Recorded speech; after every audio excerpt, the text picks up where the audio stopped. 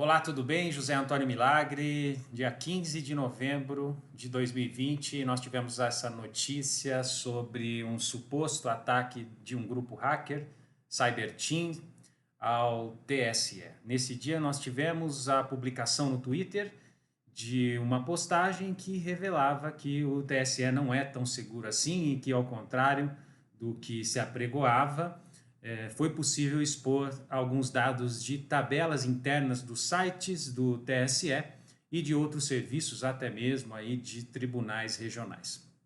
O grupo que se intitula o responsável por esse tipo de ataque é o Cyberteam e divulga ali uma lista de arquivos e também as estruturas das tabelas, né? Exibindo ali os bancos de dados, as tabelas, mas não chega a apresentar dados em si. Nesse exato momento, uma série de questionamentos começaram a circular, sobretudo se tal ataque teria, primeiro, relação com os ataques a órgãos públicos, como o Superior Tribunal de Justiça, Ministério da Saúde, e segundo, se esse ataque comprometeria os sistemas eleitorais. Uma série de teorias começaram a circular. O próprio grupo deixa claro que eles não têm relação com esses ataques, e ao que parece, essa foi uma tentativa de chamar a atenção das pessoas e do próprio TSE de que, embora este entenda que está seguro, ele não está tão seguro assim, sobretudo em relação aos seus sites. O que se diz é justamente que o ministro Barroso continua confirmando que desde 96 os processos eleitorais não se tem uma evidência de que existiram aí fraudes ou invasões nesse sistema e processo eleitoral.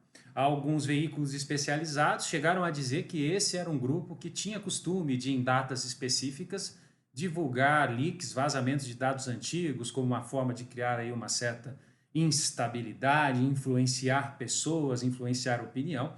Porém, o próprio TSE, o próprio ministro Barroso, concedeu uma coletiva no dia de hoje, onde demonstrou e deixou claro alguns aspectos. Primeiro aspecto, demonstrou que não há comprometimento do sistema eleitoral, que é totalmente diverso. Também deixou claro que não há uma invasão ao e-título, mas foi claro no sentido de que no dia de hoje, 15 de novembro de 2020, houve sim tentativas de acesso ao TSE, tentativas de invasão, e que essas tentativas foram neutralizadas. O grupo diz que vem fazendo uma série de invasões e que a equipe do TSE tentou mudar o firewall, mas essas vulnerabilidades continuam exploráveis. De qualquer modo, uma outra questão que inquietou muitas pessoas é se essa invasão de fato indisponibilizou o e-título. Muitas pessoas tentaram fazer a votação por meio do aplicativo, muitas vezes não levando sequer documentos, e esse aplicativo não funcionou a contento. Segundo o próprio TSE, a própria coletiva do ministro Barroso, que é pública, na verdade, o ataque, a invasão foi neutralizada, não obtiveram êxito, mas no sentido de que, por garantia, para evitar caso a invasão fosse exitosa, desligou-se um servidor específico do e-título para um procedimento de backups. E, logicamente, um único servidor do e-título no dia da eleição se sobrecarregou, o momento em que negou o serviço, né? Nós tivemos aí a negação de serviço, o aplicativo não funcionando. A questão que se coloca é necessário no dia da eleição tirar o serviço do ar para fazer um backup? Ou não existiam procedimentos prévios de backups constantes anteriores definidos? Ou qual era o sistema, qual era a resposta que o TSE tem para esses casos e para essas ações que seriam previsíveis ocorressem no dia de hoje? São questões que ainda estão pendentes de respostas. Ao que parece, outras coletivas e esclarecimentos serão prestados pelo TSE, mas por hora é importante destacar para todos que não há comprovação alguma de que essa invasão a sites do TSE e que essa revelação de dados, que podem ser considerados dados antigos, tenham comprometido o processo eleitoral. Como se sabe, o processo eleitoral, as urnas, elas têm um cartão de memória, tem a zerésima, tem o boletim de urna, isso é transportado até um ponto seguro e a partir daí essa transmissão para os servidores do TSE se dá por meio de uma rede especial, privada, fora da rede mundial aberta. o que dificulta ou inviabiliza sobremaneira qualquer tipo de interceptação ou modificação de voto.